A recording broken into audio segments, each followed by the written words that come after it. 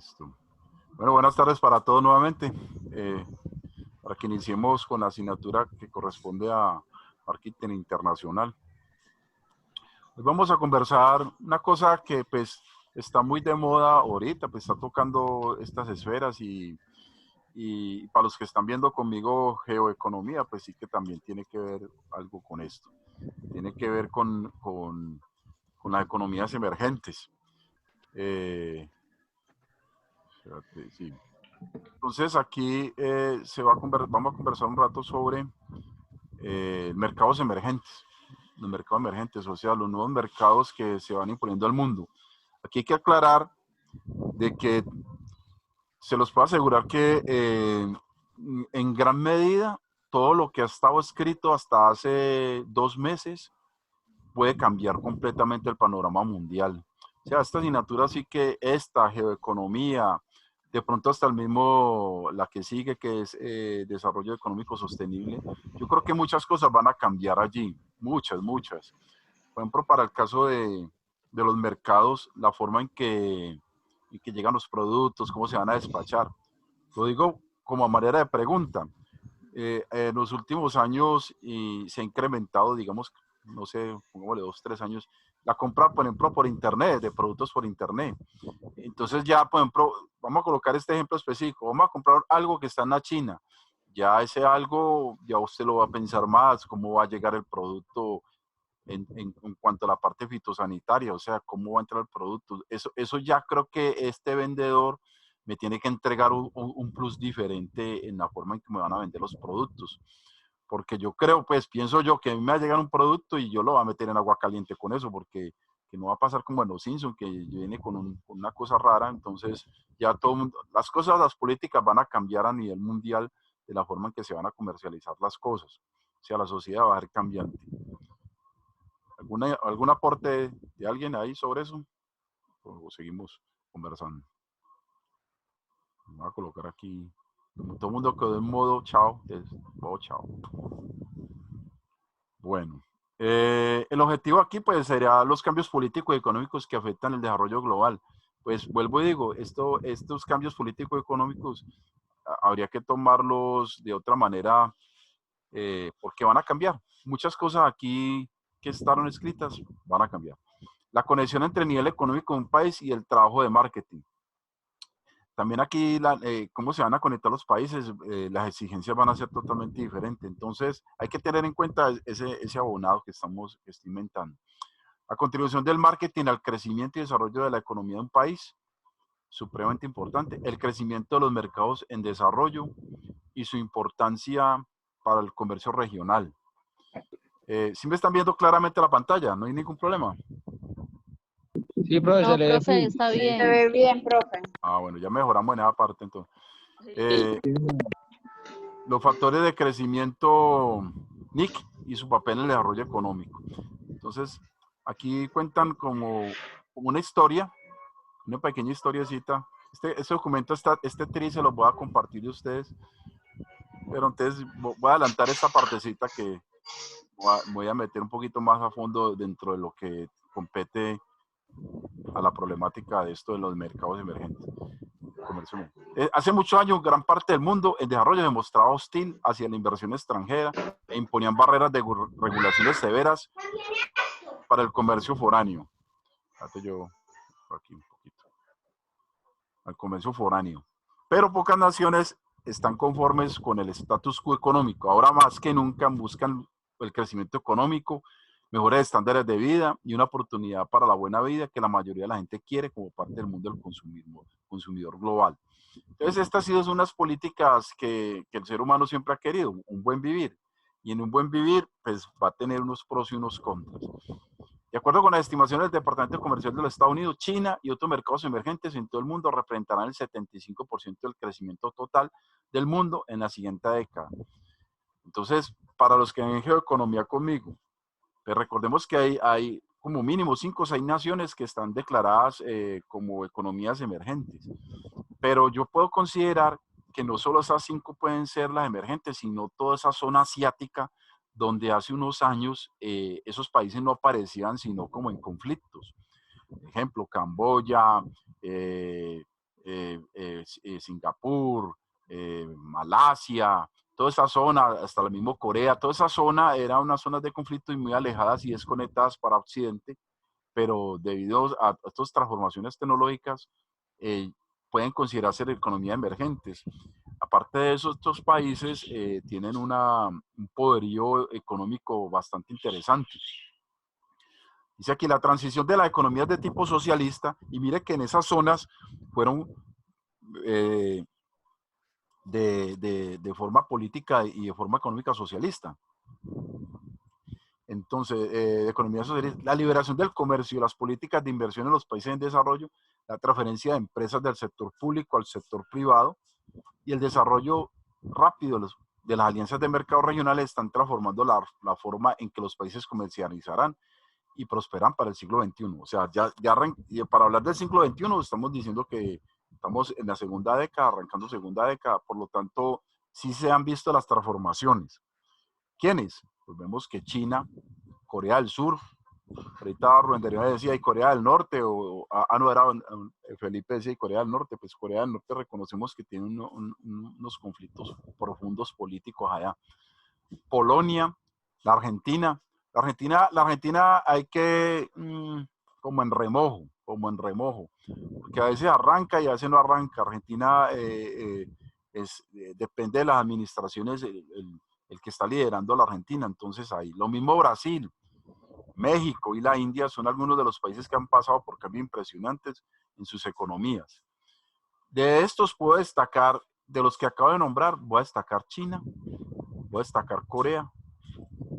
Polonia es un caso interesante porque Polonia, cuando se acaba la Segunda Guerra Mundial, Polonia estuvo considerado como un país muy pobre, un país netamente de mano de obra, pero entonces tuvo un repunte Polonia, muy bueno para producir maquinaria agrícolas y maquinarias de muy buen calibre. Argentina, pues lo que acabo de mentar, Brasil pues siempre ha sido el monstruo suramericano, siempre ha sido avante. Brasil, voy a mentar una cosa sobre Brasil como economía emergente. Yo hago aquí una preguntita. ¿Cómo vamos hasta ahí? Bien, profe. Bien, profe. Bueno, Brasil, voy a comentar una cosa. Dime, ¿algún comentario? No, todo bien. Todo bien. Todo bien. Qué pena que vean como un poco dinámicos de una mano de letra ahí, pero de pronto a la voz mía les voy contando cosas. Entonces Brasil va a ser una cosa interesante bajo la lupa de esta zona suramericana. Porque Brasil, ustedes vieron el video, los que tuvieron la oportunidad de ver el video del BRID Brasil, y Brasil tiene una cosa que de pronto es el gran repunte de Brasil ante la economía. Primero, que Brasil encuentra petróleo. Tiene unas reservas petroleras bastante interesantes, más la suma de sus recursos naturales que son amazónicos. Pero aquí, de las cosas interesantes de encontrar petróleo, son las condiciones en que cómo Brasil encontró ese petróleo. Resulta que Brasil no encontró el petróleo a borde de costa, digámoslo así, sino en aguas internacionales, aguas muy adentro.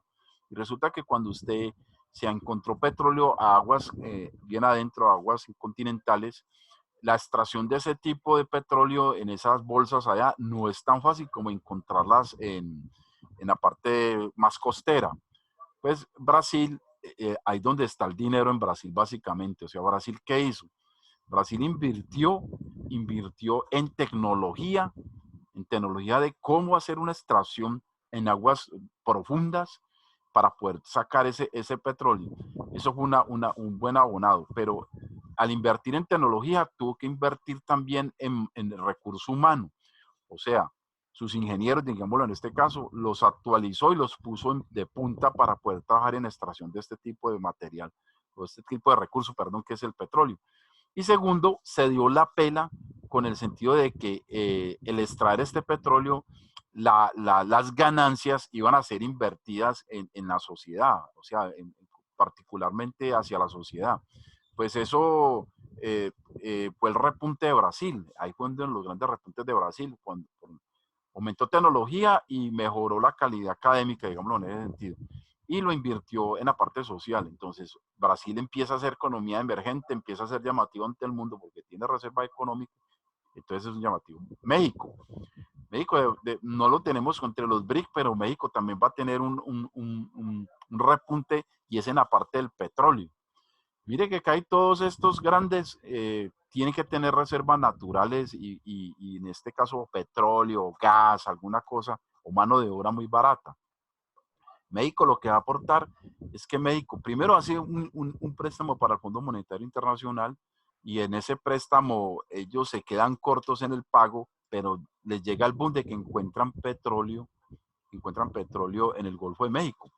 Y eso lo llenan de unas empresas, en especial de las BP. Las BP son las British Petroleum. Las empresas inglesas se apoderan de esa zona para extraer petróleo, pero entonces México empieza a tener un repunte interesante en dinero, empieza a llegar un dinero bastante lucrativo y digamos que se llenan las arcas de México. Entonces hay prosperidad en México, pero desafortunadamente no hicieron los pagos convenidos hacia el Fondo Monetario Internacional y estos intereses empezaron a devorar a México. Eso por un lado. Y México también tiene otro lastre que ha lo dominado un partido político por muchos años, que se llama el PRI. Ese partido que tiene mucha connotación dentro del mexicano. Entonces tiene unos lastres dentro de endeudamientos y unos lastres también políticos. Pero México tiene, de pronto puede ser por la cercanía fronteriza con los Estados Unidos, tiene unos buenos vínculos y unos buenos nexos de tratados con otros países y hace que su economía sea bastante interesante. Por ejemplo, ellos han tenido ensambladoras y han tenido la parte comercial de turismo. Entonces, ellos son muy interesantes ante el mundo. O sea, para Centroamérica podríamos decir que sería el país más potente. Y la India sí que tiene cosas interesantes. La India, pues declarada, pues, entre comillas, yo cuando escuchaba a uno ante la India, uno hablaba, era sinónimo de pobreza. Eso es casi como si yo les preguntara a ustedes, muchachos, ¿ustedes cómo se imaginan el África? ¿Ustedes qué respuesta me darían sobre el África? Y también mucha pobreza, hambre. Hambre, chocitas, ¿sí o no? Sí, Desnutrición. eso Desnutrición, es nutrición. eso. Y resulta que Desierto. desierto, entonces es sinónimo entre pobreza, desolación, hambrunas. Pues resulta que no. Resulta que en el África hay ciudades muy prósperas, ciudades que tienen buen vivir. Lo que pasa es que los documentales nos han mostrado otras cosas. Sí, claro, tiene que tener una problemática muy profunda ciertos países africanos, pero muchos son muy prósperos y muchos son colonias donde hacen inversiones poderosas muchos otros países que tienen el dinero. Entonces, la India es uno de esos casos. Recordemos que la India la tuvo por muchos años Inglaterra y de pronto Inglaterra la industrializa y pone a la India de otra manera. Y la India se va pegando de una cosa que es bastante, le salió a favor. Primero, mucha población con muchas necesidades. Y resulta que en la India se colocaron a estudiar. O sea, les llevaron gente muy brillante cuando estuvo los ingleses y ellos se apropiaron del estudio. Al apropiarse de esto, pues crearon gente muy fuerte. Bueno, aunque históricamente la India en la parte académica ha sido muy fuerte desde siglos, han sido muy estructurados. Era ahorita sí que más. Por ejemplo, en la India, si usted no sabe, por ejemplo, en la India es muy fácil, por ejemplo, hacer satélites. Ellos se volvieron muy duros en la parte de la programación, de los sistemas. Están muy fuertes en las telecomunicaciones. Son súper poderosos. Y uno no los destaca ni los vislumbra como tal. Por ejemplo, ustedes los van a ver en el que están viendo conmigo geoeconomía, van a ver la India y van a ver una ciudad en especial que se llama Bollywood. Bollywood. Como en los Estados Unidos se llama Hollywood, aquí es Bollywood. Y ese sí que es especial. Ese sí que hace ese especial en la India. Porque en Bollywood es como la casa maestra del cine para la India. Y si ustedes no saben, en la India es muy normal que en el año salgan por ahí alrededor de 1000 películas al año. Ellos hacen más o menos 1000 películas o un poco más al año. y son muy ávidos de ir a cine. O sea, es una cultura del cine a India. Usted va a cine en la India y se acuesta, lleva almohada, lleva todo, va a cantar. Las películas por lo regular son de larga duración, son de 3, 4 horas. Y son cantadas, tienen que cantar. Si no cantan, no es una buena película. Ay, tan malucos los musicales. Y bailadas también. Bailadas, sí.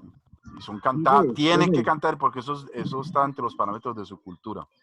Bueno, entonces ahí hay unos países que los puedo declarar, los dije ahí, pues los dije a grosso, más o menos con qué características tiene para que sean economías emergentes. Entonces, lanzaría yo una pregunta. ¿Colombia sería una economía emergente? ¿Ustedes qué creen? No. No, exacto, no. ¿Podría ser una economía emergente?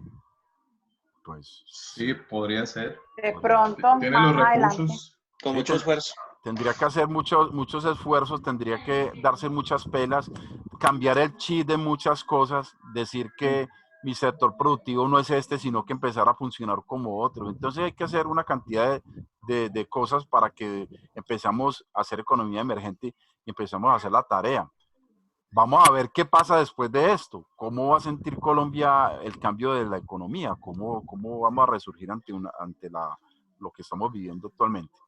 Dice aquí, en estos y otros países existe una demanda siempre creciente y cambiante de bienes y servicios. A medida que los países prosperan y sus pueblos se exponen a ideas y patrones de conducta nuevos a través de redes de comunicación global, los estereotipos antiguos, las tradiciones y los hábitos se están afinando o poniendo de lado. Y surgen nuevos patrones de conducta en los consumidores. Por ejemplo, aquí vamos a ver algunos que ya hace mucho tiempo existen. Por ejemplo, los televisores Sony 21 pulgadas en China, eso ya está mandado a recoger. ¿Hace cuánto ya pasamos de televisores de 60, 70 pulgadas? Estamos ya, imagínense dónde vamos. Cosméticos Avon en Corea, tiendas de descuento en Walmart en Argentina. Bueno, las Walmart son tiendas que sí apenas están, aún no han llegado, no sé si en Bogotá hay Walmart, ¿no? ¿Cierto que no? No, en Bogotá no creo que haya un Walmart. No lo hay. Aún deben estar en Brasil y Argentina, no más de Walmart. Brasil, México, China y Tailandia. Big Macs, esa sí se ve ya aquí en Colombia, sin carne de res. Pero mire, Big Mac sin carne de res en la India. O sea que estas empresas van a tener adaptación. Lavadores de refrigeradoras Whirlpool en Europa del Este. ¿Por qué hablan de Whirlpool en Europa? Porque hay unas zonas de Europa del Este que muchos productos industrializados nunca entraban. Productos comestibles como Sara, que los vimos, Sara Lee en Indonesia, y productos Amway. Estos también estuvieron o aún creo que existe esa marca aquí en Colombia, Amway. En la República Checa representaban oportunidades de mercado emergente. Hace unos años estuvo muy de moda ese cuento del Amway. ¿Alguno lo conoció? Claro que sí. Sí, señor. Sí, señor. Productos buenos. Sí, productos buenos, pero tenía la falla de que no tenía el mercado, en cuanto al bolsillo, no tenía excelentes productos. Claro, Competente.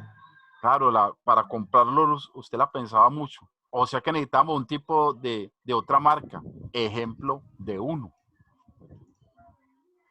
De Uno. Vende mucho y muy barato. Usted quiere Amway, muy bueno, pero muy caro. Pucha, queda usted en el limbo. Entonces necesitamos mejorar el bolsillo de nosotros. Claro. Entonces, al parecer, está emergiendo un patrón de crecimiento económico y de comercio global que se extenderá extensivamente en el siglo XXI. Reevaluarlo. Está representado en 3 regiones. Mercados multinacionales que comprenden los bloques comerciales más grandes, que son Europa, Asia y América. Ojo, mercados multinacionales. Dentro de cada bloque comercial existen países completamente industrializados.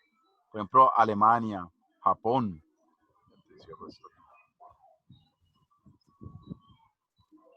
Te cierro este. Voy a tocar cerrar este WhatsApp que empieza a joder aquí. ¿Dónde está? ¿Cómo vamos? Vamos aquí. Europa, Asia, América. Dentro de cada bloque comercial existen países completamente industrializados. Por ejemplo, Alemania, muy industrializado Alemania, Japón, supremamente industrializado, Estados Unidos, sí que decirlo. Y países que se industrializan rápidamente. México ha sufrido unas transformaciones bastante interesantes de industrialización. Singapur y Corea, esos han tenido un repunte demasiado poderoso. y que están pisando los talones de los países completamente industrializados. Y otros países que están alcanzando el desarrollo económico, pero a ritmos más modestos, fuera de Europa, Asia, América. Existen otros países con distintos niveles de desarrollo que intentan emular a sus vecinos con prósperos, como más pueblos. Indonesia, Malasia, Tailandia y Filipinas, se los puedo asegurar que si este libro fue escrito hace 10 años, estos 4 países, estos 3 países, están en otra cosa. Están comenzando a presionar a sus líderes. Es más, creo que Tailandia está dándose casi garrote con la China. O sea, están muy, muy, muy fuertes. Están comenzando a presionar a sus líderes. Y aparte de eso, hago la aclaración, más allá de la parte comercial, se han convertido en una zona muy fuerte académicamente. O sea, se han fortalecido tanto en la parte industrial y comercial como en la parte de la academia. Muy, muy fuerte. Se le están aplicando muy fuerte el estudio allá.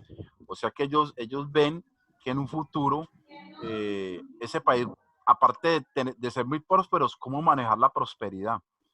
Eso es lo que yo les ahondo a ustedes aquí a nivel de Colombia. Ser prósperos, pero muy por debajeados en la parte de educación. ¿Cómo estas generaciones van a manejar la prosperidad si hay prosperidad? Entonces, ese es lo inquietante. O sea, ¿cómo llegamos a que la educación también sea a la par a la prosperidad de la sociedad? Sea de la parte comercial o industrial.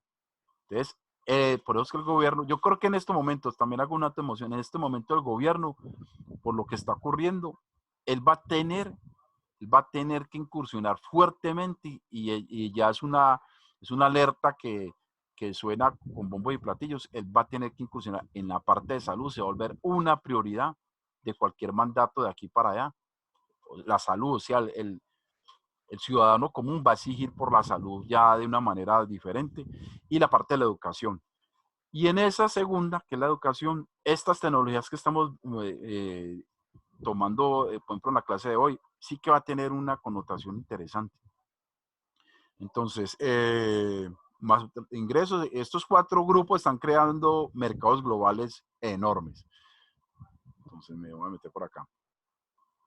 Entonces, etapas del desarrollo económico. Esto es supremamente interesante. El modelo mejor conocido para clasificar los países por su etapa de desarrollo económico es el modelo de 5 etapas, presentado por Walt Rostock. Cada etapa es una función del costo de la mano de obra, o pues la capacidad técnica de los compradores, la escala de las operaciones, las tasas de interés y el nivel de sofisticación de los productos. Aquí va a tener que agregarle otro ítem porque va a tener que ver con la salubridad del producto como tal, ese plus que ya no va a ser ningún plus, sino que va a ser una garantía en todo el recorrido del modelo como tal. Entonces, repito, las 5 etapas en este caso son la sociedad, la capacidad, la mano de obra, el costo de la mano de obra, la capacidad técnica de los compradores, la escala de las operaciones, las tasas de interés y el nivel de sofisticación de los productos. Entonces, veamos la primera etapa. La sociedad tradicional. Dice, los países en esta etapa carecen de la capacidad de incrementar significativamente el nivel de productividad. Existe una ausencia marcada de la aplicación sistemática de los métodos de la ciencia y tecnologías modernas. El alfabetismo es bajo, además de otros países de infraestructura social. O sea, si usted quiere saltar a una etapa, tiene que mirar cómo está su sociedad. O sea, cómo yo la educo para que tenga estas transformaciones. Ese es un punto bastante importante. Etapa 2. Las condiciones previas para este despegue. O sea, cómo este país va a ser. En esta segunda etapa se incluyen a las sociedades que están en el proceso de transición hacia la etapa de despegue. Durante este periodo, los avances de la ciencia moderna se comienzan a aplicar en la agricultura y la producción. El desarrollo del transporte, las comunicaciones, la energía, la educación, la salud y otras áreas públicas comienzan a surgir en forma pequeña, pero importante. O sea, mire que es un engranaje que se tiene que dar para que yo sea muy competitivo en esta distancia. La tercera etapa es un despegue. En esta etapa los países logran un patrón de crecimiento que se convierte en una condición normal. Los recursos humanos, o sea, el talento humano, y su estructura social han sido desarrollados para sostener un desarrollo estable y la modernización agrícola e industrial conduce a una expansión rápida. 4. Etapa 4, el camino a la madurez. Después del despegue, se mantiene el progreso sostenido y la economía busca extender la tecnología moderna a todos los frentes de actividad económica. La economía se involucra a nivel internacional.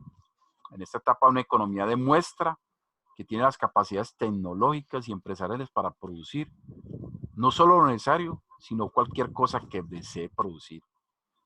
Estamos siendo ya competitivos. Y la quinta etapa, la edad del alto consumo masivo. La edad del alto consumo masivo conduce a cambios en los sectores económicos importantes hacia bienes y servicios duraderos para el consumidor. El ingreso real per cápita se eleva hasta el punto en donde una gran cantidad de personas tienen cantidades significativas de ingreso discrecional. A pesar de que la clasificación de Rostov ha sido criticada debido a la dificultad de distinguir entre las 5 etapas, proporciona a la gente del marketing algunas indicaciones de la relación entre el desarrollo económico y los tipos de productos que un país necesita, así como la sofisticación de su infraestructura industrial. Entonces, hasta ahí, ¿qué estoy diciendo? Entonces yo voy a entrar a mirar un país, tendría que hacer una rigurosidad, mirarle las etapas si esas están, se le cumplieron o en dónde va, para hacer un buen ejercicio de marketing. ¿Pregunta hasta ahí? Bueno, Vamos por aquí, que hay otro por aquí. A ver, este es interesante. No, por acá. No han notado que destaca mucho la parte agrícola, ¿no? Nosotros, desafortunadamente, Colombia se ha alejado de la parte agrícola hace muchos años. Necesitamos que el agro se estabilice y logre primero abastecer correctamente las necesidades nacionales y ser competitivo en el extranjero. Vamos acá. Se me perdió. Se me perdió eso. Página 200. Esta. Ah, llegué. Las tecnologías. Dime, pregunta. Por ejemplo, yo considero que históricamente Colombia pues se ha visto retrasada, ya que lleva una guerra de más de 50 años que no la ha dejado progresar. Es Y un en cuanto a lastre. la agricultura, la subutilización de suelo, se sabe que muchas de esas tierras están inutilizadas, ganadería masiva, entonces Claro. puede ser un factor determinante a la hora No, de...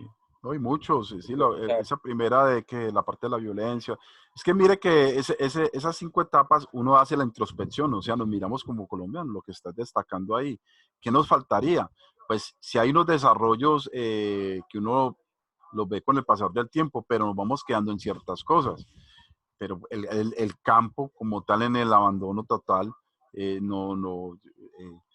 la bonanza que hace unos años era cafetera, que siempre lo hemos mentado, dejó de ser la bonanza, o sea, ya no, esa zona cafetera que era tan poderosa que el eje cafetero se volvió es que una zona turística, o sea, no es que sea malo que sea el turismo, bienvenido, pero ¿y dónde está el café? O sea, ¿qué pasó? El valle con el monocultivo, ¿qué pasó? Que siempre lo hemos mentado en estas charlas. Entonces, la gran pregunta es, ¿cómo quiero ser competitivo si el agro lo han abandonado, si el agro lo han untado de corrupción, lo han permeado de paramilitarismo, de todo el flagelo violento de Colombia? Entonces, ahí es donde las sociedades se tienen que transformar y decir, venga, ¿qué vamos a hacer? ¿Cómo vamos a entregar esta nueva sociedad a estas nuevas personas que están llegando? Entonces, ¿qué transformación va a tener esto?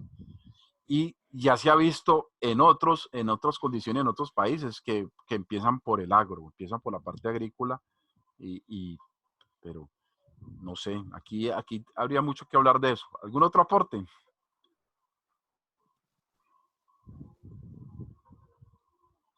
Rubén Darío, ¿algún aporte por ahí? Una mujer, Luisa, Maritza, Vanina. no, señor. Entonces vamos ahí, ¿no? Entonces van a entrar unas cosas que llaman las tecnologías de la información, internet y el desarrollo económico. Estas van a repuntar de una manera supremamente importante el marketing internacional, porque va a cambiar el ambiente de cómo se va a comercializar. Dice, además de los factores de crecimiento que discutimos anteriormente, la inversión de un país en las tecnologías de información es una clave importante para el crecimiento económico. tenemos celular, la internet y otros avances en las tecnologías de la información, abren oportunidades para que las economías emergentes puedan alcanzar a las más ricas. Las tecnologías electrónicas nuevas e innovadoras pueden representar la clave de un futuro sostenible, tanto para las naciones desarrolladas como para las que están en desarrollo. Entonces aquí nos dan un punto como a favor. Tendríamos que estar bien competitivos en la zona de tecnología. Esta crisis, estos eventos van a medir la capacidad de respuesta, por ejemplo, de la Internet. No sé cómo les ha ido a ustedes con la Internet, o sea, cómo le ha dado respuesta a los operadores. Por ejemplo, aquí nos podría recrear un poquito, Edward, los planes de contingencia que han tenido para que siempre esté la red funcionando. Pero eso lo vamos a hacer dentro de 3 minuticos porque voy a detenerme acá porque se cumplieron los 40 minutos. Ahorita nos vemos un segundito para que prosigamos, ¿sí? Ok, bro. Bueno. Ani, ¿Qué le quiere decir a